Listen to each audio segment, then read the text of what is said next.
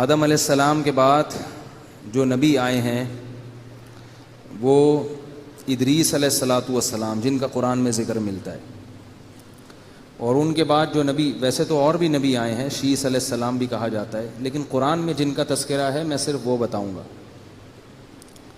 اور ان کے بعد جو نبی آئے ہیں شرک مٹانے کے لیے دنیا میں پہلی مرتبہ، وہ نوح علیہ السلام آئے ہیں۔ آدم علیہ السلام کے دور میں بھی شرک نہیں تھا، کان الناس امۃ واحدہ، اللہ فرماتے ہیں سب لوگ ایک دین پر تھے، سب اللہ کی عبادت کرتے تھے۔ گناہ تھے لیکن توبہ بھی تھی ساتھ میں، گناہ ہو جاتا تھا توبہ کرتے تھے، جو توبہ نہیں کرتا تھا اس کو برا سمجھا جاتا تھا، لیکن لوگ مانتے تھے صحیح کیا ہے اور غلط کیا ہے۔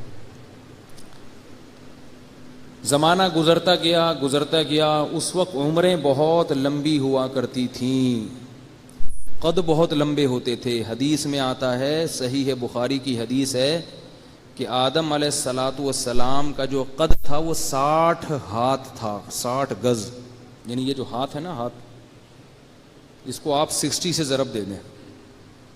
شکر ہے ہم لوگ اس دور میں نہیں تھے، ورنہ ہمیں وہ لوگ جیب میں رکھ کے چلے جاتے۔ ہم لوگ اگر اس دور میں ہوتے نا تو ہمیں کہیں پاکٹ میں رکھا ہوتا، انہوں نے یہ شاپر میں ڈال کے کہیں رکھ کے آ جاتے، وہ بھول جاتے کہ کہاں رکھ کے آیا ہوں۔ تو اتنے لمبے لمبے قد تھے، لمبی لمبی عمریں تھیں، آہستہ آہستہ عمریں بھی کم ہوئیں اور قد بھی گھسنا شروع ہو گئے۔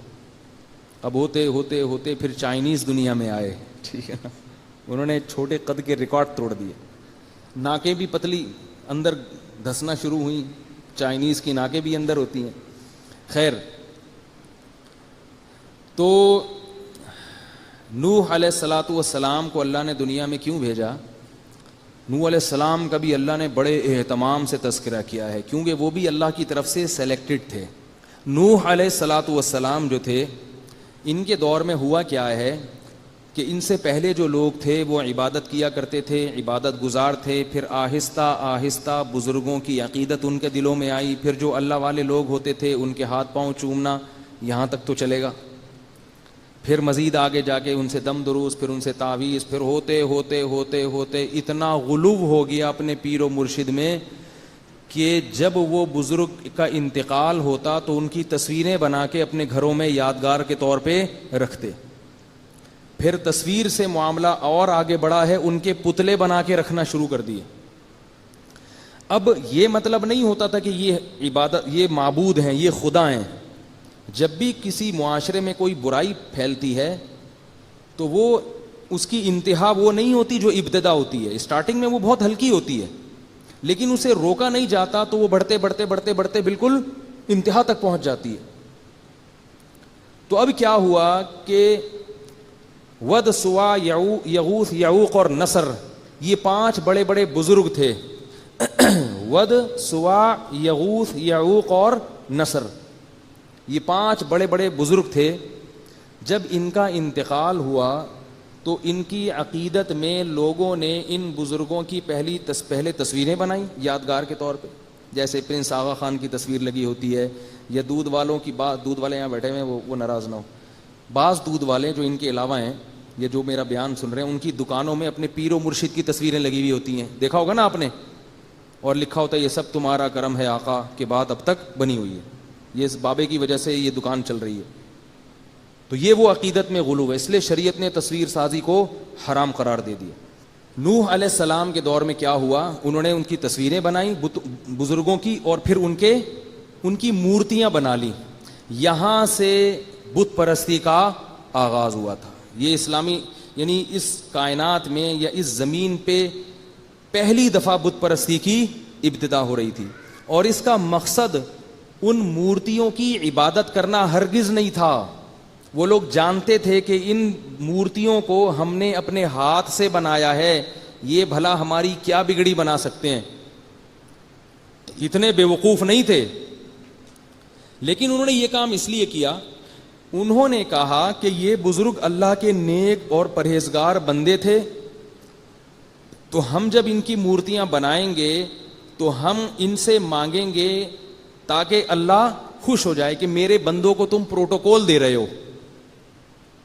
نہیں آئی بات سمجھ میں؟ یعنی عبادت اللہ کی ہوگی اور ان کے سامنے جھکنا ایسے ہوگا جیسے ہم بیت اللہ کے سامنے جھکتے ہیں. آئی نا بات سمجھ میں؟ بیت اللہ اللہ کا گھر ہے نا, تو ہم اس کے سامنے جھکتے ہیں اور اللہ خوش ہوتا ہے میرے گھر میں. تو وہ کہتے تھے کہ ہم اللہ کے بندوں کے سامنے اگر سجدہ کریں گے اور ان کے سامنے رکوع اور سجود کریں گے تو اللہ کیا ہوگا؟ خوش ہوگا. حالانکہ بیت اللہ میں اور بت میں فرق یہ ہے کہ بیت اللہ پر اس بات کی دلیل قائم ہے کہ اس کو اللہ نے اپنا گھر قرار دیا ہے, جبکہ میں اور آپ جو ہاتھ سے مورتی بناتے ہیں اس میں اس کی کیا دلیل ہے کہ اللہ نے اس کو اپنا قبلہ قرار دیا ہے؟ تو یہاں سے شرک شروع ہوا, پھر ہوتے ہوتے پھر مزید آگے بڑھا, پھر انہوں نے ان بتوں سے مانگنا شروع کر دیا. کیوں؟ اس لیے نہیں کہ اللہ کے پاس اختیار نہیں ہے, بلکہ اس لیے کہ جیسے اللہ نے اپنے پاس اختیار رکھے ہوئے ہیں تو اللہ نے اپنے ان نیک بندوں کی مورتیوں کو بھی کچھ اختیارات دیے ہوئے ہیں, سارے نہیں کچھ. مثال کے طور پر اللہ اولاد خود بھی دے سکتا ہے, لیکن اللہ نے اولاد دینے کا اختیار یہ والی مورتی کو بھی دیا ہوا ہے. یہ بہت اہم پوائنٹ کی بات ہے, اس کو سنیں. بہت ابھی جو میں کہنا چاہ رہا ہوں نا وہ یہ واقعہ نہیں ہے, اس سے جو میں اخذ کرنا چاہ رہا ہوں وہ سمجھیں آپ. بارش کا اختیار کس کو دیا؟ اللہ نے فلاں کو دے دیا. اولاد دینے کا فلاں کو دے دیا. روزگار فراہم کرنے کا فلاں کو دے دیا. سارے اختیارات نہیں دیے. یعنی وہ اس کی دلیل دیتے تھے کہ جیسے ایک بادشاہ ہوتا ہے وہ سارے اختیارات اپنے پاس بھی رکھتا ہے لیکن کچھ کچھ اختیارات وہ بانٹ بھی دیتا ہے. یہ وزیر کو بھی دے دیا, یہ گرفتاری کا اختیار کس کو دے دیا؟ ایس ایچ او صاحب کو. کیا خیال ہے؟ تو انہوں نے کہا اللہ نے نا اپنے اختیارات کیا کر دیے؟ بانٹ دیے. یہ وہ شرک ہے جس کی نفی کے لیے قرآن مجید نازل ہوا ہے کہ اللہ نے ذرہ برابر بھی اختیار کسی کو, ولی کو, کسی فرشتے کو, کسی جن کو, کسی کو بھی نہیں دیا ہے, نہ کسی نبی کو دیا ہے. ہمارے دور میں جو مشرکین ہیں جو اپنے آپ کو مسلم کہتے ہیں, ان کا جو شرک ہے وہ بت پرستوں کے شرک سے کئی گنا زیادہ بڑا ہوا ہے. کیونکہ بت پرست یہ نہیں کہتے کہ اللہ نے سارے اختیارات اس اکیلے بھگوان کو, مورتی کو دیے ہوئے ہیں. یاد رکھو, ہندو کبھی یہ نہیں کہتے کہ یہ والا جو بت ہے نا سارے اختیارات اس کو ہیں. کہتے ہیں بارش والا یہ ہے, اولاد دینے والا وہ ہے. تبھی ان کے ہاں مندروں کی نا قسمیں ہیں, مندروں میں بتوں کی قسمیں ہیں. یہ 50 روپے والا یہ صرف سموسا کھلا سکتا ہے آپ کو, صحیح ہے نا, اور اس سے زیادہ اگر کام کروانا ہے تو اس کے لیے 100 روپے والا. تو ہندوؤں نے بھی یہ نہیں کہا کہ ایک ہی بت کو سارے اختیارات ہوتے ہیں. اسی شرک کی نفی کے لیے قرآن نازل ہوا کہ اللہ نے کسی کو کچھ بھی نہیں دیا اختیارات میں. لیکن ہمارے دور کے مشرک کیا کہتے ہیں کہ اللہ نے محمد صلی اللہ علیہ وسلم کو بھی تمام کے تمام اختیارات دے دیے ہیں. تبھی وہ یہ نہیں کہتے کہ نبی سے صرف اولاد مانگنا جائز ہے, بلکہ کہتے ہیں ہر وہ کام جو آپ اللہ سے مانگ سکتے ہو وہ تمام کام یا رسول اللہ مدد کہہ کے رسول سے بھی بولو نا بھائی مانگ سکتے ہو. تبھی تو یا رسول اللہ مدد کا نعرہ لگایا جاتا ہے. مدد کا کیا مطلب؟ ہر چیز میں مدد. کشتی ڈوب رہی ہے تو کشتی کو باہر نکالنے میں مدد, بے اولاد ہوں تو اولاد دینے میں مدد, بے روزگار ہوں تو روزگار فراہم کرنے میں مدد. اس لیے یاد رکھو کہ جو لوگ محمد صلی اللہ علیہ وسلم کو مختار کل سمجھتے ہیں ان کا شرک خدا کی قسم ہندوؤں کے شرک سے بڑا ہوا ہے. نہیں آ رہی میرا خیال ہے بات سمجھ؟ یہ توحید کا مسئلہ ہے, اس میں 2 نمبری نہیں ہے, لفاظی نہیں ہے, پوری کلیئر کٹ بات ہے اسلام میں جو بیان کی گئی ہے. فروعی مسائل میں تشدد جائز نہیں ہے. عقیدے کے معاملے میں 2 ٹوک عقیدہ ہونا چاہیے آپ کا. اگر اس میں آپ نے ذرا لچک دکھائی تو آپ بھی الٹے لٹکے ہوئے ہوگے قیامت کے دن. امام ابو حنیفہ سے کسی نے پوچھا, ان کا مذہب ہے کہ اگر کسی نے پوچھا کہ اللہ کہاں ہے اور وہ کہے مجھے پتہ ہی نہیں ہے, انہوں نے فرمایا وہ اسلام سے خارج ہے. اور اگر یہاں تک منقول ہے کہ اگر کسی نے نبوت کا دعویٰ کیا اور ایک آدمی اس جس نے نبوت کا دعویٰ کیا اس سے تحقیق کے لیے جا رہا ہے کہ یہ سچا ہے یا جھوٹا, تو یہ تحقیق کرنے والا بھی اسلام سے خارج ہو جائے گا. اس لیے کہ اس کو محمد صلی اللہ علیہ وسلم کے آخری نبی ہونے میں شک کیوں پیدا ہوا؟ نہیں آ رہی یار, چھوڑ. اچھا یہ میرا تقیہ کلام ہے, بہت سے لوگ اس سے, میں خود بھی پریشان ہوں, میں اپنا کبھی بیان سنتا ہوں کہ تو بھائی آ تو رہی ہے, کیوں بار بار ایک بات کہہ رہے ہو, کیونکہ میں بھی ایسے سن رہا ہوتا ہوں نا جیسے مجھے کوئی سمجھا رہا ہے, تو جب پوچھتا ہوں نا میں آ رہی ہے, تو میں کہتا ہوں بھائی آ رہی ہے یار, آگے چلو. تو یہ میں نکالنا چاہ رہا ہوں لیکن اب آہستہ آہستہ نکلے گا. میں بڑے بزرگ بھی بیٹھے ہوئے ہوتے ہیں, وہ کہتے ہیں یار ہمیں آپ کیا سمجھتے ہو گیا, اب ہمیں سمجھ میں نہیں آ رہی. تو اس لیے یاد رکھو یہ بڑا خطرناک شرک ہے, خطرناک شرک ہے. نبی کو مشکل کشا سمجھنا, حاجت روا سمجھنا, یا کسی قبر پہ جا کے یہ سمجھنا کہ یہ بابا میری بگڑی بنا دے گا, انسان اس سے اسلام سے خارج ہو جاتا ہے. اور اللہ نے قرآن میں جگہ جگہ فرما دیا ہے کہ مشرک کی پر جنت میں نے حرام کر دی ہے. اگر مشرک کے لیے اللہ کے دل میں کوئی نرمی کا گوشہ ہوتا تو اللہ سب سے پہلے محمد صلی اللہ علیہ وسلم کے چچا ابو طالب کو جنت میں بھیجتے, اور ابراہیم علیہ السلام کے والد آزر کو اللہ جنت میں بھیجتے. اللہ نے کہہ دیا کہ اے ابراہیم تمہارے باپ کے لیے تمہیں دعا کرنے کی اجازت نہیں ہے. ابراہیم علیہ السلام نے اپنے والد کے لیے استغفار کیا تھا اللہ سے, اللہ نے کہا پابندی لگا دی, نہ یہ مجھے مانتا ہی نہیں ہے, میرے ساتھ کسی اور کو شریک. یہ نہیں ہوتا کہ اللہ کی نفی کر رہے ہیں, نہ اللہ کو بھی مانتے ہیں لیکن ساتھ ساتھ دوسروں کو بھی. تو اللہ کہتے ہیں یہ مجھے قبول نہیں ہے. یہ بڑا غیرت کا معاملہ ہے اللہ کی. یہ بالکل ایسے ہے جیسے کوئی عورت اپنے شوہر کو کہے کہ میں آپ سے بھی محبت کروں گی جیسے شوہر سے کی جاتی ہے, اور وہ جو کلیم بھائی ہے نا, یہ وسیم بھائی محلے میں, وہ بھی مجھے ایسے ہی لگتے ہیں جیسے میرے شوہر ہوں. تو غیرت مند آدمی کیا کہے گا, طلاق دے کے بولے گا جب اسی سے شادی کر لے بھائی تو جا کے. کیا خیال ہے؟ یہ مسئلہ غیرت کا ہے, اس میں اللہ تعالیٰ نے مغفرت کا آپشن نہیں رکھا. اس میں اللہ تعالیٰ نے یہ بتایا کہ یہ میری غیرت کا معاملہ ہے. اور قرآن میں آتا ہے کہ جب یہ لوگ جہنم کی آگ میں جلیں گے تو اللہ کہیں گے کہ جیسے تم مدد کے لیے دنیا میں دوسروں کو پکارا کرتے تھے تو آج اس آگ سے بچنے کے لیے بھی انہی کو پکارو. آج بھی یہاں یا رسول اللہ مدد کا ہو, یا غوث آدم مدد کا ہو, یا بتوں کے سامنے بت بھی انہی کے ساتھ پھینک دیے جائیں گے اس آگ میں, ان کو بھی ایندھن بنا کے جلایا جائے. توحید کا معاملہ بڑا حساس ہے, یاد رکھو بڑا حساس. ہاں یہ ضرور ہے کہ بہت سے توحید پرست بزرگ ہوتے ہیں ہمارے اکابر میں سے, ان کی تحریروں میں کچھ ایسا کلام ہے جس میں ان کی نیت شرک کی نہیں تھی, لیکن الفاظ میں احتیاط سے کام نہیں لیا گیا, لہذا لوگ ان پہ کفر کے فتوے لگا دیتے ہیں. تو اس طرح سے کسی پہ کفر کا فتویٰ نہ لگاؤ.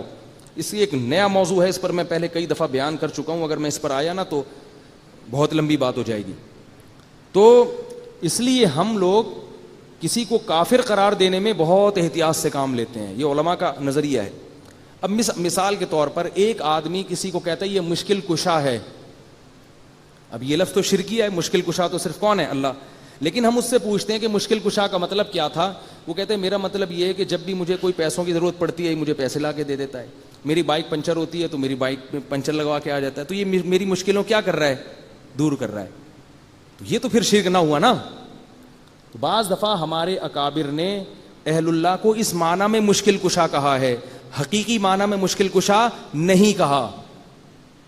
لہذا بعض لوگ کیا کرتے ہیں, ہمارے اکابر کی کتابوں سے ایسے مبہم الفاظ نکال کے ان پہ کفر کے فتوے لگاتے رہتے ہیں, جبکہ ان کی پوری زندگیاں توحید کی اشاعت میں اور توحید کی پرچار میں گزر گئیں. تو اس لیے اس میں اعتدال سے کام لینا ضروری ہے. یہ نہیں ہے کہ ایک صاحب نے مجھے کہا, یہ چھوٹا سا قصہ سنا کے میں آگے جاتا ہوں تاکہ شرک کا اصل مفہوم سمجھ میں آئے. اچھا یہ بھی یاد رکھو, یہ جو مشرک لوگ ہیں یہ پتہ ہے کیا کہتے ہیں جب رسول سے مدد مانگنا شرک ہے تو پولیس سے مدد مانگنا شرک کیوں نہیں ہے. بات آ رہی ہے سمجھ میں؟ کہہ رہے ہیں جب تم ہیلپ لائن پہ فون کرتے ہو, ہیلپ کا مطلب تو مدد ہے نا, پولیس سے مدد مانگتے ہو, بیمار ہو جاتے ہو تو ڈاکٹر سے مدد مانگتے ہو, تو اگر ہم نے رسول سے مدد مانگ لی اس کو تم شرک کہتے ہو. تو یاد رکھو دونوں قسم کی مدد میں فرق ہے, سنیں خوب اچھی طرح سے. تو ہم قرآن پڑھ رہے ہیں نا, تو توحید تو سمجھ میں آئے. سب سے پہلے توحید ہے کیا؟ ایک مدد وہ ہوتی ہے جو ما فوق الاسباب ہوتی ہے, جس کی کوئی سائنٹیفک لاجک نہیں ہوتی, اور ایک مدد وہ ہوتی ہے کہ آپ جس سے مدد مانگ رہے ہیں آپ کو پتا ہے وہ اسباب اختیار کرے گا, وہ جو میرا کام کرے گا اس کی کوئی لاجک ہوگی. آئی بات سمجھ میں؟ اس کی مثال ایسے ہے, میں آپ سے مدد مانگتا ہوں کہ یار بھائی ایسا ہے کہ مجھے پیاس لگ رہی ہے, مجھے پانی پلاؤ, میری مدد کرو, تو قحط تو نہیں پڑا ہوا, پانی موجود ہے, کولر ہے, سب کچھ ہے, آپ اٹھیں گے, ٹانگیں استعمال کریں گے, جائیں گے, نل کا کھولیں گے, گریویٹی کی وجہ سے پانی نیچے کی طرف آئے گا, نیچے گلاس رکھ دیں گے آپ تاکہ وہ ضائع نہ ہو, بھرے گا, پھر آپ لائیں گے, میرے ہاتھ میں پکڑائیں گے. تو یہ سارے کام ایسے ہیں جن کی کوئی لاجک ہے. آپ اٹھیں ہیں اس لیے کہ اس کی لاجک ہے, آپ کے اندر توانائی ہے, تبھی تو اٹھیں. کیا خیال ہے؟ لیکن یہی معاملہ ایسے ہو گیا کہ صحرا میں ہے اور پانی کا نام و نشان ختم. نہیں آ رہی بات سمجھ میں؟ کوئی کولر نہیں ہے, کوئی دور دور تک پانی کا نام و نشان نہیں, کوئی کنواں نہیں ہے, اور اگر آپ نے کنواں کھودنا ریگستان میں شروع کیا تو آپ کو پتا ہے کہ میں مر جاؤں گا پیاس سے, مزید کوئی نام و نشان نہیں ہے. اب آپ آ کے اپنے دوست سے کہتے ہیں کہ یار میں تم سے مدد مانگتا ہوں کہ تم مجھے پانی پلاؤ. اب اس کے دو مطلب ہوں گے. ایک مطلب تو یہ کہ تم نے کہیں چھپا کے رکھا ہوا ہے بیٹا, یا تمہارے پاس موبائل فون ہے, تم فون کر کے منگواؤ. اگر یہ مطلب ہے پھر تو ٹھیک ہے, چھپایا پانی ہے تو پلا دو. اور اگر یہ مطلب نہیں ہے تو پھر اس کا مطلب کیا ہے؟ غیب سے سامان پیدا کرو بس. نہیں آ رہی بات؟ کچھ بھی نہیں ہے, بس چھو منتر کرو پانی آ جائے. یہ کام کس کا ہے بھائی؟ اللہ کا کام ہے. جادوگر جو چھو منتر کرتا ہے نا, وہ نظر کا دھوکا ہوتا ہے. یا تو پانی چھپا کے رکھا ہوا تو پھر لا کے دیتا ہے, وہ چھپائی ورنہ پانی نہیں ہو اور پیدا ہو جائے, یا تو کوئی سائنسدان ہائیڈروجن اور آکسیجن کو ملا کے پیدا کرے گا, وہ بھی سائنٹیفک لاجک میں آ گیا. اور اگر یہ بھی نہیں ہے تو پھر یہ کیا ہے؟ یہ وہ مدد ہے جو اسباب سے ہٹ کر ہے. یہ کام صرف کون کر سکتا ہے؟ اللہ. بنی اسرائیل صحرا میں بھوکے پیاسے تھے, اللہ نے مدد کی, آسمان سے منو سلوا اتار دیا. سمجھ رہے ہو بات کو؟ نبی صلی اللہ علیہ وسلم کے دور میں پانی ختم, ایک پیالہ ہے, تھوڑا سا پانی ہے, معمولی سا چشمہ ہے, آپ صلی اللہ علیہ وسلم نے انگلیاں ڈالی ہیں اور پانی ابلنا شروع ہو گیا. تو یہ کام کس نے کیا تھا؟ اللہ نے, نبی نے نہیں کیا یہ. کیونکہ اس طرح سے پانی پیدا کرنا نبی کے اختیار میں نہیں ہے, انگلیوں سے پانی نہیں نکلتا, اس کی کوئی سائنٹیفک لاجک نہیں ہے. چاند کے 2 ٹکڑے اگر ایٹم بم پھاڑ دیں وہاں جا کے تو ہو جائیں گے,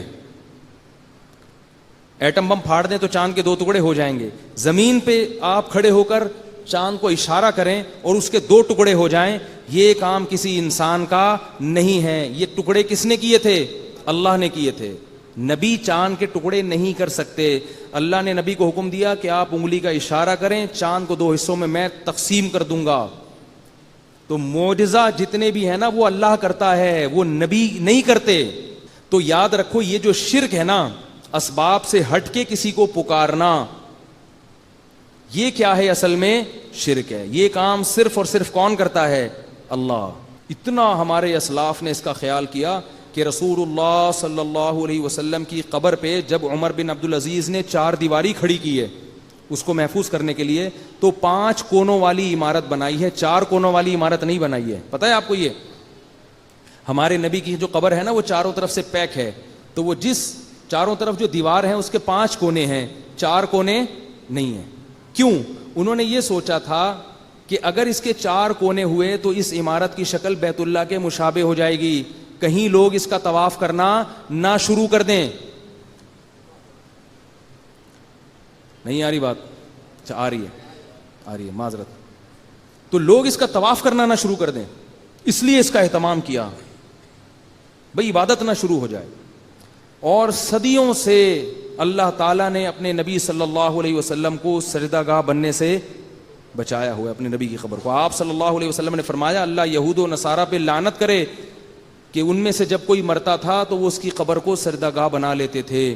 یہ آپ نے اپنی انتقال سے پہلے فرمایا تاکہ لوگ میری قبر پہ طواف اور سجدہ شروع نہ کر دیں. لیکن لوگ باز نہیں آتے, تو سعودی حکومت کا ڈنڈا ہے تو کچھ قابو میں ہے, ورنہ وہاں جا کے بھی لوگ قبر کی طرف رخ کر کے ہاتھ اٹھا کے دعا مانگنا شروع کر دیتے ہیں. وہ منع کرتے ہیں بھائی وہاں تو ہاتھ اٹھا کے دعا مانگنا اس لیے بھی ناجائز ہے کہ یہ وہم بھی نہیں ہونا چاہیے کہ آپ نبی سے مانگ رہے ہیں. اس لیے وہاں علماء کہتے ہیں کہ اگر دعا مانگنی ہے تو قبر کی طرف پشت کر کے بیت اللہ کی طرف رخ کرو, صحابہ کی یہی سنت ہے.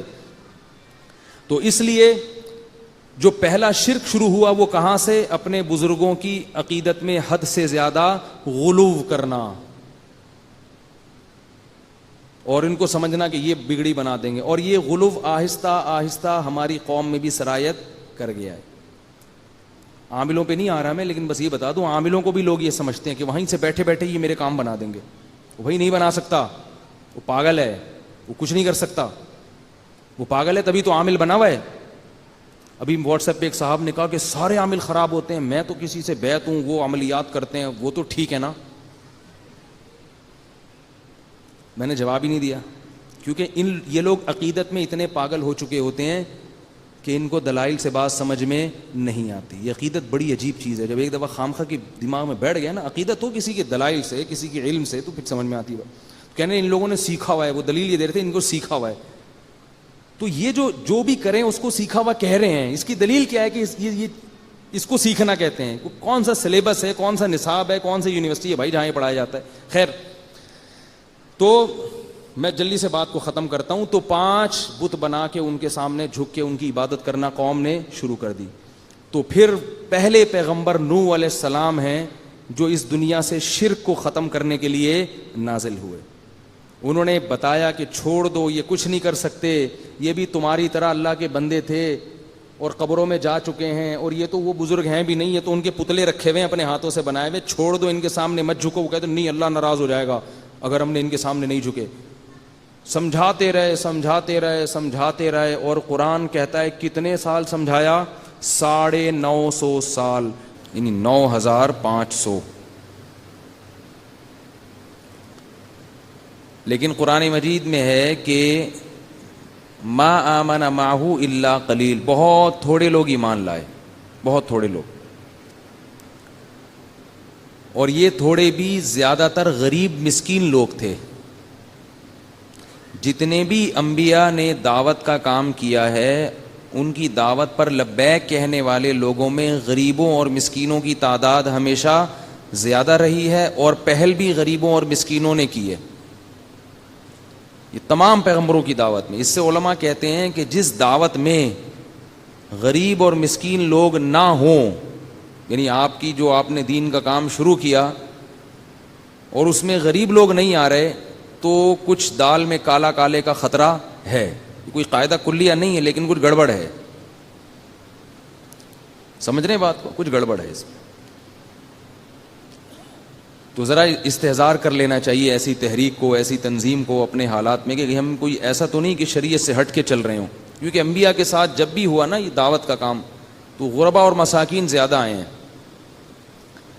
ایک بات تو یہ ہوئی، دوسری بات ہمیشہ یہ ہوئی ہے کہ مالدار لوگ یہ انبیاء کو کہا کرتے تھے کہ ہم آپ کی بات اس مجمع میں بیٹھ کے نہیں سنیں گے جس مجمع میں غریب اور مسکین لوگ ہوتے ہیں،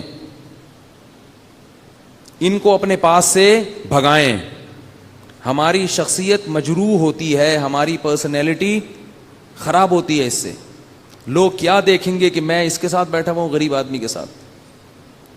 تو نوح علیہ السلام نے جب اپنی قوم کو دعوت دی تو جو تھوڑے سے لوگ ایمان بھی لائے وہ بھی قوم کے غربا اور مساکین۔ تو مالدار لوگ کیا کہتے تھے کہ وَمَا نَرَاكَ اتَّبَعَكَ إِلَّا الَّذِينَ هُمْ أَرَاذِلُنَا، اے نوح ہم دیکھتے ہیں کہ آپ کی اتباع ہم میں سے پست اور ذلیل ترین لوگ کر رہے ہیں، معاذ اللہ، بہت ہی قوم کے جو مزدور طبقہ ہے، پست طبقہ ہے، وہ آپ کی بات پہ چل رہا ہے، لہذا ہم نہیں آ سکتے کیونکہ ہمارا بھی مقام کیا ہو جائے گا؟ گر جائے گا، لوگ کہیں گے غریبوں کے ساتھ بیٹھتے ہیں۔ یہ کتنا بڑا مسئلہ ہے یہ۔ نوح علیہ السلام یہ کر سکتے تھے کہ کہہ دیتے غربا کو کہ تم چلے جاؤ یہاں سے۔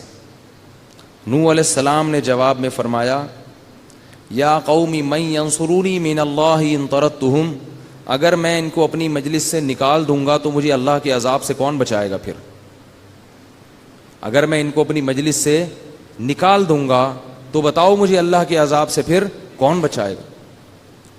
اور میں یہ بھی نہیں کہتا وَلَا أَقُولُ لِلَّذِينَ تَزْدَرِي أَعْيُنُكُمْ لَن يُؤْتِيَهُمُ اللَّهُ خَيْرًا، اور میں تمہیں خوش کرنے کے لیے یہ جھوٹ بھی نہیں بول سکتا کہ تم جس قوم کو ذلیل سمجھ رہے ہو، جن لوگوں کو ذلیل سمجھ رہے ہو، اللہ ان کو خیر نہیں دے گا اور اللہ ان کو عزت نہیں دے گا۔ یا اللہ کی نظر میں بھی وہ واقعی پست ہیں؟ میں یہ بھی نہیں کہہ سکتا، یہ تو تمہارا کہنا ہے کہ وہ پست ہیں، اللہ کی نظر میں پست نہیں ہے۔ دیکھو اس سے پتہ چلتا ہے کہ دین کی دعوت اور تبلیغ کے لیے ہمیں اتنی لچک کی اجازت ہے جتنی شریعت نے اجازت دی ہے۔ کسی کو دین پر لانے کے لیے شریعت کے بنیادی اصولوں کو نہیں توڑا جا سکتا۔ جس نے آنا ہے آئے، نہیں آنا تو بولو بھائی دفع ہو جائے، پھر نہیں آنا تو جائے جہنم میں۔ بیان سننا ہے، گرو مندر کا بندہ بھی ادھر ہی بیٹھ کے سنے گا، لیاری کا بھی ادھر ہی سنے گا، مچھر کالونی کا بھی ادھر ہی سنے گا، اورنگی ٹاؤن کا بھی ادھر ہی سنے گا، کلفٹن کا بھی ادھر ہی بیٹھ کے سنے گا، ڈیفنس کا بھی ادھر ہی بیٹھ کے سنے گا۔ یہ نہیں ہو سکتا کہ ڈیفنس والوں کے لیے ادھر، گرین کارڈ والوں کے لیے یہاں، ادھر آئیں آپ، اور مچھر کالونی والے وہ ادھر پیچھے پیچھے جا کے بیٹھے، گولے گنڈے والے جتنے بھی ہیں وہ ادھر جا کے بیٹھے۔ انبیاء کی دعوتوں میں یہ فرق نہیں ہوتا۔ یہ تو دنیا کا ایک نظام ہے، کوئی اونچا ہے کوئی زیادہ ہے، قیامت کے دن سب برابر ہو جائے گا حساب کتاب، دولت مند بھی غریب بھی سب ایک جیسے۔ قبر میں جا کے دیکھو نا، قبر میں پتہ چلتا ہے کہ جو دفن ہوا ہوا یہ کوئی کرنل تھا، بریگیڈیئر تھا یا چپڑاسی تھا، پتہ چلتا ہے۔ اندر جا کے سب کیا ہوتے ہیں؟ برابر۔ اس کا یہ مطلب نہیں ہے کہ جو عزت دار ہے اس کو عزت نہیں دینی چاہیے۔ عام معاملات میں نبی صلی اللہ علیہ وسلم نے فرمایا جب کسی سے ملو تو انزل الناس منازلہم، جو جس کیٹیگری کا آدمی ہے اس کو اس سے حساب سے ملو۔ عزت دار آدمی کو زیادہ عزت دینی پڑے گی، جو کم عزت والے ہیں ان کو تھوڑی بھی عزت دے دو تو وہ خوش ہو جاتے ہیں۔ تو یہ مطلب نہیں ہے کہ لوگوں کے مراتب میں فرق نہیں کرنا، لیکن جب دین کی عمومی بات ہوگی، عمومی دعوت ہوگی تو اس میں غریب اور مالدار کا فرق نہیں ہوگا۔ اور غریبوں سے دوستی اس بیس پہ نہیں ختم کی جائے گی کہ میرا اٹھنا بیٹھنا چونکہ گولے گنڈے والوں کے ساتھ ہے تو اگر کوئی آفیسر نے دیکھا تو وہ تو مجھے دیکھ کے بھاگ جائے گا، لہذا اس کو بھگاؤ یہاں سے۔ یہ بھی ہوتا ہے بعض دفعہ، بعض لوگ اپنا مقام بڑھانے کے لیے اپنے غریب دوستوں سے دوستیاں ختم کر دیتے ہیں۔ یار وہ بندہ آئے گا، وہ دیکھے گا وہ غریب کے ساتھ بیٹھا ہوا ہے، یار یہ تو اس کے ساتھ بیٹھا ہوا ہے، چلو بھگاؤ یہاں سے اس کو۔ تو نوح علیہ السلام نے کیا فرمایا کہ میں ان غریبوں کو اپنی مجلس سے نکال دوں گا تو مجھے اللہ کے عذاب سے کوئی نہیں بچا سکتا۔ تو نوح علیہ السلام جب 950 سال سمجھا کے تھک گئے، یہاں تک ہوتا تھا کہ جب گلی سے گزرتے تو لوگ کانوں میں انگلیاں ٹھوس لیتے کہ ان کی بات مت سن۔ نوح علیہ السلام نے کہا یا قوم استغفروا ربکم انہ کان غفارا، دیکھو تمہاری عمریں گزر گئیں بت پرستی میں، آج توبہ کرو، اللہ معاف کرنے کے لیے تیار ہے۔ یرسل السماء علیکم مدرارا، آسمان سے بارشیں بھیجے گا، ویمددکم باموال وبنین، تمہیں مال دے گا اور خوب بیٹے دے گا، تمہیں نسل بڑھائے گا، تمہاری بیٹے دے دے گی۔ اس سے بھی پتہ چلتا ہے نسل بڑھانا کیا ہے، اچھی چیز ہے۔ تو خوب بیٹے دے گا تمہیں، وَيُمْدِدْكُمْ بِأَمْوَالٍ وَبَنِينَ وَيَجْعَلْ لَكُمْ جَنَّاتٍ وَيَجْعَلْ لَكُمْ أَنْهَارًا مَا لَكُمْ لَا تَرْجُونَ لِلَّهِ وَقَارًا وَقَدْ خَلَقَكُمْ أَطْوَارًا، اللہ نے تمہیں بنایا ہے کیسے، اسٹیپ بائی اسٹیپ مختلف مدارج میں گزار کے تمہیں بنایا ہے۔ خَلَقَكُمْ أَلَمْ تَرَوْا كَيْفَ خَلَقَ اللَّهُ سَبْعَ سَمَاوَاتٍ طِبَاقًا وَجَعَلَ الْقَمَرَ فِيهِنَّ نُورًا، یہ سورج اللہ نے بنایا ہے، چاند اللہ نے، وہ تقریریں کر رہے ہیں مگر قوم کی سمجھ میں نہیں آ رہا۔ قوم کے سمجھ میں پتہ ہے کیا آتے ہیں؟ کون مذہبی لوگ آتے ہیں جو گناہ چھوڑنے کی بات کر رہا ہے نا، یہ کرو یہ نہ کرو، لوگ اس کو بزرگ نہیں سمجھتے۔ ہاں جھاڑ پھونک کا کام شروع کر دے، ساری قوم آ جاتی نوح علیہ السلام کے پاس، ساری قوم رسالے لکھنے نا، یہ پڑھ لو، صبح یہ بچی بیمار ہو گئی تو یہ پڑھ لو، فلانی بیمار ہو گئی تو یہ پڑھ لو۔ لوگ کہتے ہیں بزرگ بھی بہت پہنچے ہوئے ہیں اور یہ واقعی اللہ کے سچے نبی ہیں، ایسے لوگوں کے پیچھے لوگ بھاگتے ہیں۔ تو پیغمبروں کی دعوت کیا ہوتی ہے؟ یہ کرو اور یہ مت کرو، یہ حلال ہے یہ حرام ہے، اس سے بچو اس کو کرو۔ آج ہم نے ہے نا شعیب علیہ السلام کا بھی واقعہ پڑھا، وہ بار بار اپنی قوم سے کہہ رہے ہیں ناپ تول میں کمی مت کرو۔ روحانی والے کرتے ہیں یہ سب چیزیں، وہ تو خود ناپ تول میں کمی کر رہے ہوتے ہیں۔ تو ناپ تول میں کمی مت کرو، بار بار سمجھا رہے ہیں کہ تم قحط زدہ لوگ نہیں ہو، تم پہ قحط تھوڑی پڑا ہوا ہے کہ کھانے کو روٹی نہیں مل رہی، اتنا کھا رہے ہو تو تمہیں حرام کمانے کی کیا ضرورت ہے۔ قوم جواب میں کہتی ہے کہ تیری نماز کیا تجھے یہ حکم دیتی ہے کہ تو ہمارے داخلی معاملات میں دخل اندازی کرے؟ اے شعیب تو نماز پڑھ کر روزہ رکھ کر کے یہ کیا بات؟ تو اس سے بھی پتہ چلتا ہے کہ لوگوں کو ایسے مولانا پسند ہیں کہ جو اپنی نماز روزے میں لگے رہیں اور قوم کے ساتھ چھیڑ چھاڑ بول لو نا بھائی نہیں. وہ یہ نہ کہیں کہ سالی کو چاہیے کہ وہ بہنوئی سے بولو بھائی پردہ کرے. وہ یہ نہ کہے کہ بھابھی کو چاہیے کہ دیور سے پردہ کرے. وہ یہ نہ کہے کہ لڑکیاں زیادہ ہیں لڑکے کم ہیں, ان خواتین کا بیڑا غرق ہو رہا ہے, مرد 2-3 شادیاں کر لے. وہ یہ نہ کہے, کیونکہ لوگوں کو کیا ہوتی ہے اس سے تکلیف. چاہے وہ لڑکیاں گھروں میں بیٹھے بیٹھے بوڑھی ہو جائیں مر جائیں, چاہے جو بیوہ ہو گئی وہ ہمیشہ کے لیے بیوہ رہ کے قبر میں اتر جائے, وہ زنا کی طرف چلی جائے, جس کو طلاق ہو گئی وہ زنا پہ آ جائے. میں جانتا ہوں ایسی عورتوں کو, شادی نہیں ہوئی زنا کے راستے پہ لگ گئی ہیں, وہ ہو گئی. تو اب میٹھی میٹھی باتیں کر کے لوگوں کو خوش کرتے رہو. مولوی صاحب آپ دوسری شادی پہ بات نہ کیا کریں, خواتین کو تکلیف ہوتی ہے, مردوں کو تکلیف ہوتی ہے, تو دفع ہو جاؤ بھائی, نہیں سنو باتیں ہماری بیٹھ کے. یہ جو عورت کو تکلیف ہو رہی ہے, جس کے رشتے نہیں آ رہے, بوڑھی ہو رہی ہے گھر میں بیٹھے بیٹھے, رشتے کم ہو گئے, شارٹ ہو گئے, رشتے مل ہی نہیں رہے ہیں, چراغ لے کے داماد تلاش کیے جا رہے ہیں. جس گھر میں بیٹی پیدا ہو رہی ہے وہ خوش ہونے کے بجائے رو رہا ہے, یار یہ کیا ہو گیا میرے گھر میں.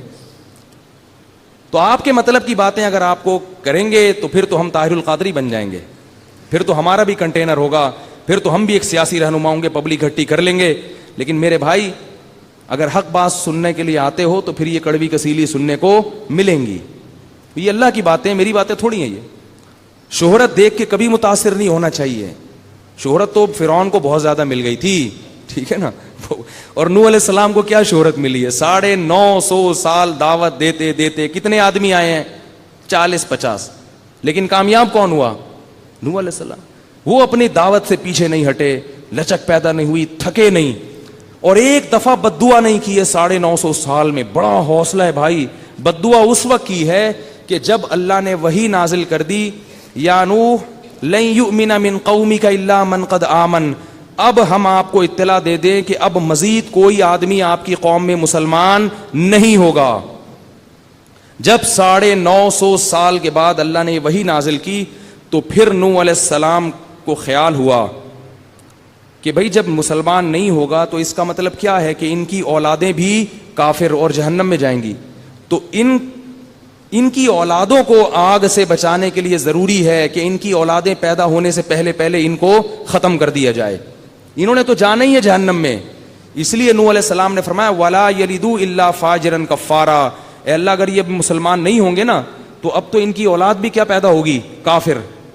تو اس اگلی نسل کو بچانے کے لیے تو کیا کر, اس قوم کو تباہ کر دے. اتنا بڑا حوصلہ. اور ہم تھوڑا سا تبلیغ میں نکلتے ہیں, 2-4 دفعہ ایک کو سمجھایا وہ نہیں آیا, ابے چھوڑو یار, ہم تو ایسے ہی کرتے ہیں نا, ابے ہوتا کچھ بھی نہیں ہے. وَذَكِّرْ فَإِنَّ الذِّكْرَىٰ تَنفَعُ الْمُؤْمِنِينَ. اللہ کہتے ہیں بات پہنچاتے رہو, کرتے رہو, کچھ نہ کچھ فائدہ انشاءاللہ ہوگا. حوصلہ نہ ہارو. تو نوح علیہ الصلوۃ والسلام نے جب تھک گئے تو پھر بددعا کی ہے ان کے لیے, اور کیا کہ لا تجعل علی الارض من الکافرین دیارا. اے اللہ اب ان کافروں کا ایک گھر بھی زمین پہ باقی نہیں چھوڑنا. تو اللہ تعالیٰ نے پھر کیا فرمایا, وَأُوحِيَ إِلَىٰ نوح. اچھا نوح علیہ السلام کی بیوی بھی کافر, اپنے گھر میں ایمان نہیں آ رہا. یہ جو لوگ تانا دیتے ہیں نا لوگوں کو, ابے پہلے اپنے گھر میں تو اسلام لاؤ, باقی باتیں بعد میں کرنا, یہ تانا غلط ہے. ہو سکتا ہے جو دین کی دعوت دے رہا ہو وہ اپنے گھر میں بھی کوشش کر رہا ہو, لیکن یہ کوشش کامیاب نہ ہو رہی ہو. تانے دینے بہت آسان ہے. کل کسی نے میسج بھیجا کہ سیاسی لوگوں میں کسی نے ایک سیاسی لوگوں کو کہا, اس نے پورے واقعات میسج لکھ کے بھیجا نا, کہ ایک آدمی نے سابق صدر کو کہا کہ تم چور تھے, اس نے کہا وہ جو مجھ سے پہلے آیا تھا وہ تو مجھ سے بھی بڑا چور تھا, ٹھیک ہے نا. ایک نے کہا آپ نے تو یہ کرپشن کیا, اس نے کہا وہ فلاں نے بھی تو کرپشن کی ہے. ایک نے کہا آپ نے جناب یہ کیا, اس نے بھی تو یہ کیا ہے. تو اس نے یعنی کہا کہ ہمارے ہاں جب بھی کسی پہ الزام لگتا ہے تو وہ بجائے اپنے الزام کو یا اپنی اصلاح کرنے کے دوسرے پہ اس سے بھی بڑا الزام لگا دیتا. تو جب آپ کسی کو دعوت دیں گے تو بجائے اس کے کہ وہ آپ کی بات سنے, دین پہ آنے کی کوشش کرے, وہ آپ کے عیوب تلاش کرنا شروع کر دیتا ہے. کہتے ہیں ابے تم اپنے گھر کو تو دیکھو پہلے, ابے تم یہ تو دیکھو, ہمیں سمجھا رہے ہو, تمہارے گھر میں تو. ایک صاحب تبلیغ میں نکلے ہوئے تھے, ایک شخص نے مجھے کہا کہ یہ مجھے دعوت دے رہے ہیں, ان کی اپنی بیٹی تو پردہ نہیں کرتی. تو میں نے کہا بھائی ہو سکتا ہے اس کو بھی دعوت دیتے ہو, نہیں مانتی ہو, بدگمانی کرنے کی کیا ضرورت ہے بھائی. تو نوح علیہ السلام کی بیوی بھی کافر اور ان کا بیٹا بھی کافر, تو گھر میں تو نہیں آیا نا دین. اب یہ تھوڑی کہہ سکتے ہیں کہ بیوی کی تربیت کی کوشش نہیں کی ہوگی انہوں نے, یا اولاد کی تربیت کی کوشش نہیں کی ہوگی. جو پیغمبر کے بارے میں یہ سوچے کہ انہوں نے اپنی بیوی اور بچوں کی تربیت کی کوشش نہیں ہوگی, وہ تو اسلام سے خارج ہے, کیونکہ پیغمبروں میں یہ عیب نہیں ہوتا کہ وہ اپنے گھر کو چھوڑ دیں اور پوری دنیا کی فکر کریں. گھر کی بھی فکر کر رہے تھے, دنیا کی بھی فکر کر رہے تھے. اور یہ جو کہتے ہیں نا لوگ کہ پہلے اپنا گھر صحیح کر لو اس کے بعد باہر آنا, یہ بھی غلط ہے. اس کے چکر میں تو گھر اگر صحیح نہ ہوا تو باہر بھی نہیں ہوگا کام. تو بھائی سارے کام کرتے رہو بیٹھ کے. یہ جو ہوتا ہے نا پہلے یہ ہو جائے پھر یہ ہو جائے, پہلے والے کچھ نہیں, سارے کام ساتھ شروع کرنے ہیں. اس میں جس کی قسمت میں ہدایت ہوگی مل جائے گی, نہیں ہوگی تو نہیں ملے گی. تو نوح علیہ الصلوۃ والسلام کی بیوی بھی مسلمان نہیں اور بیٹا بھی نہیں.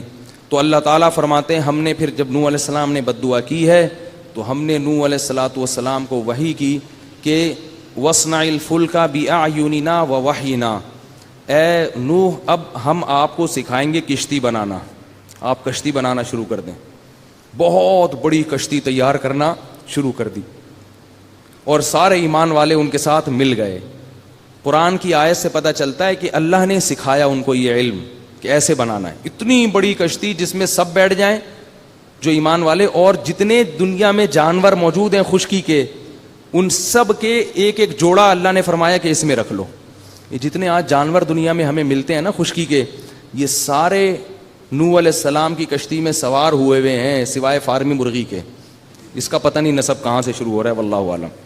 دیسی مرغیاں جتنی ہیں نا ان کے ابا وہ جو مرغا تھا وہ ایک نوح علیہ السلام کی کشتی میں موجود تھا, اور مرغی بھی نوح علیہ السلام کی کشتی میں موجود تھی, گائے بھی, بیل بھی, بھینس بھی, شیر بھی, پتہ نہیں کیا کیا ہوگا جو بھی جنگل کے جانور تھے. تو نسل بچانے کے لیے اللہ نے کہا سب کو شامل کر لو. اور پھر قرآن کہتا ہے کلما مر علیہ ملأ من قومہ سخروا منہ, جب بھی لوگ گزرتے تو مذاق اڑاتے کہ نہ کوئی سمندر ہے نہ کہیں دریا ہے, اور تیار کیا ہو رہا ہے کشتی. تو نوح علیہ السلام اور ایمان والے کہتے ان تسخروا منا فإنا نسخر منکم کما تسخرون, آج تم ہمارا مذاق اڑا رہے ہو, ان قریب ہم کل تمہارا مذاق اڑائیں گے. کہ تم نے ایک پیغمبر کی قدر نہیں کی اور ان کی باتوں کو تم نے جھٹلایا, ان کی دعوت پر تم نے لبیک نہیں کہا, کہ تم بدبخت ہو. اللہ فرماتے ہیں حتی اذا جاء امرنا, جب ہمارا حکم آ گیا, فارت النور, زمین میں جتنے سوراخ تھے نا ان سے پانی ابلنا شروع ہو گیا. یہ واحد طوفان تھا جو پوری دنیا میں آیا ہے, واحد طوفان تھا جو پوری دنیا میں تباہی ہوئی ہے, اور کسی ایک انسان کو بھی اللہ نے زندہ نہیں چھوڑا تھا, واحد. اس کے بعد ایسا عذاب پوری دنیا پہ کبھی بھی نہیں آیا. فرمایا حتی اذا جاء امرنا فارت النور قل نحمل فیہا من کل زوجین اثنین, کہ جوڑے رکھ لیں اس میں.